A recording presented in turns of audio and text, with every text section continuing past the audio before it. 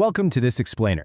Today, we're slowing down to examine one of the absolute darkest, most profound chapters in human history. We're going to look closely at the historical record to really understand the mechanics of how absolute power is gained and the devastating, unimaginable tragedy that inevitably follows it. Some names in history are remembered not for greatness, but for the impact they left behind. Today, we're examining the story of Adolf Hitler, a man whose life and radical decisions literally altered the course of the world forever. It's a heavy, solemn subject for sure, but understanding the precise facts of this history is absolutely essential for all of us. To understand how this dictatorship was built and the tragedy that followed, we're going to trace a clear chronological path. First, rejection and radicalization. Then, the rise to power. 3, global war and tragedy. 4, the fall of the regime. And finally, a lesson in consequences.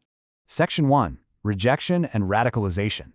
When you look at his origins, it's actually incredibly hard to reconcile with the ruthless dictator we know from history.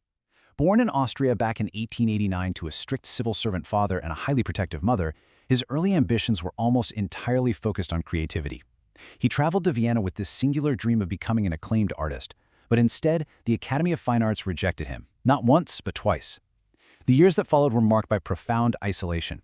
He drifted through men's hostels and homeless shelters, painting cheap little postcards simply to survive. And it was within that prolonged, crushing period of poverty and failure that his deep-seated resentments and initial political embitterment really began to take permanent root. Then World War I breaks out in 1914, and he finally finds a sense of violent purpose by enlisting in the German army. He experienced the brutal realities of trench warfare, even suffering temporary blindness from a mustard gas attack. But the true catalyst for his radicalization, that came in 1918 when Germany abruptly surrendered. The Treaty of Versailles that followed was deeply punitive. It severely restricted the German military and imposed massive financial reparations. And among extreme nationalists, this incredibly dangerous conspiracy theory took hold. They called it the stab-in-the-back myth, which falsely claimed that the army hadn't lost on the battlefield but had been betrayed by politicians and minorities at home. That festering sense of national humiliation became the core engine of his political future. Section 2. The rise to power. So, you might be wondering, how exactly does an obscure political agitator capture an entire modern state? Well, we have to look at the fragile conditions of post-war Germany under the Weimar Republic. The nation was just getting repeatedly battered by economic crises. In the early 1920s, hyperinflation entirely wiped out the savings of the middle class. And then, just as stability seemed to be returning, the 1929 global stock market crash hits. That triggered mass unemployment and widespread starvation. Millions of desperate Germans lost faith in their democratic institutions, and they were actively searching for a savior. Recognizing that extreme vulnerability, he weaponized his innate talent for intense, theatrical public speaking.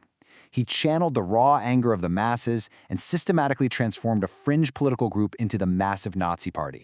It's really important to note that he didn't conquer the German government through a violent military coup. He actually secured his massive support through aggressive political strategy, relentless propaganda, and highly orchestrated mass rallies designed for maximum emotional impact. By constantly scapegoating vulnerable populations for incredibly complex economic issues, he presented himself as the only solution to national ruin. Ultimately, traditional conservative politicians made a fatal miscalculation. They firmly believed they could control him and use his popular support for their own ends, so they negotiated his appointment as Chancellor of Germany in January 1933. Once he was actually inside that highest office, the dismantling of democracy was terrifyingly swift. Using the arson of the Reichstag building as a convenient pretext, civil liberties were immediately suspended. Within just months, the passage of the Enabling Act legally allowed him to bypass Parliament entirely. The free press was systematically crushed, independent labor unions were abolished, every opposing political party was outlawed, and political rivals were either arrested or murdered. In breathtakingly short order, the mechanisms of a free, open society were completely replaced by a centralized, totalitarian dictatorship. There is a deeply unsettling duality in how this regime established its initial grip. On the domestic front, early supporters credited the new government with performing an economic miracle. They initiated massive public works projects, reduced unemployment, and aggressively restored a sense of national pride. However, and this is absolutely key, that illusion of prosperity was built entirely on unsustainable deficit spending, the ruthless confiscation of wealth from persecuted minorities, and a very rapid pivot toward a war economy. The terrifying reality hiding behind that domestic facade was a militant expansionist ideology that would soon subject the entire world to unimaginable destruction, catastrophic human rights abuses, and the violent death of millions. Section 3. Global War and Tragedy. The devastating consequences spilled across borders on September 1, 1939, when German forces officially invaded Poland. This aggressive breach of sovereignty proved to be the spark that ignited World War II. Utilizing overwhelming, highly mechanized blitzkrieg tactics, the German military swept rapidly across Western Europe. But the aggression obviously couldn't remain localized. It triggered a horrific domino effect, dragging empires and nations across Europe, Africa, and Asia into an inescapable global slaughter. It became the deadliest conflict in the history of humanity. And operating parallel to those military campaigns was an undertaking of pure, unadulterated terror. Driven by an extreme and horrific racial ideology, the regime didn't merely engage in warfare. It enacted a deliberate industrialized genocide. This was the Holocaust. It resulted in the systematic persecution and mass murder of 6 million Jewish men, women, and children. Millions of others, including Roman people, individuals with disabilities, political dissidents, and other targeted groups were also brutally hunted down, enslaved, and exterminated in a vast network of concentration and death camps. It stands as a chilling testament to the absolute darkest depths of human capability. We recount this dark chapter not just as abstract history, but as a dire warning.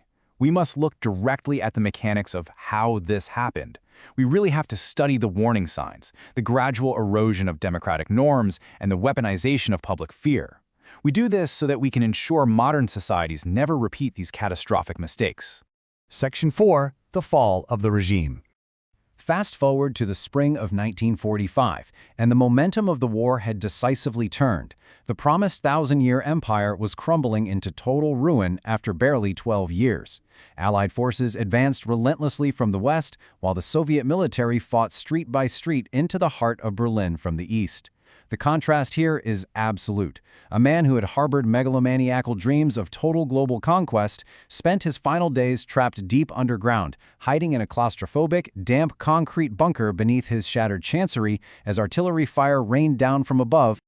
In April 1945, Adolf Hitler took his own life in that bunker. His death effectively marked the immediate end of World War II in Europe. The guns finally fell silent over a continent that was entirely reduced to rubble, populated by millions of displaced and traumatized survivors, leaving a fractured world to begin the agonizing decades-long process of rebuilding from the ashes. Section 5. A Lesson in Consequences.